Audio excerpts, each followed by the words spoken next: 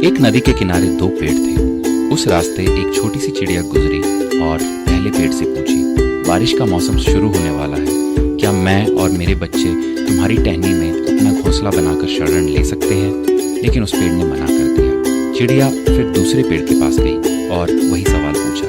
दूसरा पेड़ मान गया। चिड़िया अपने बच्चों के साथ खुशी खुशी दूसरे पेड़ में घोंसला बनाकर रहने लगी। बारिश का मौसम आया और एक दिन इतनी जोर की बारिश हुई कि नदी के पानी का स्तर और तीव्रता बहुत बढ़ गई। इसी दौरान पहला पेड़ जड़ से उखड़कर पानी में बह गया। जब उस चिड़िया ने उस पेड़ को बहते हुए देखा तो कहा, जब मैं तुमसे अपने और अपने बच्चों के शरण के लिए आई तब तुमने मना कर दिया था। तो अब देखो, तुम्हारे उसी रूखे बर्ताव की सजा तुम्हें मिल रही है। जिसका उत्तर पेड़ ने मुस्कुराते हुए दिया, मैं जानता था कि मेरी जड़ें काफी कमजोर हैं और इस वर्ष की बारिश में मैं टिक नहीं पाऊंगा। मैं तुम्हारी और बच्चों की जान खतरे में नहीं डालना चाहता था। मना करने के लिए मुझे क्षमा कर दो।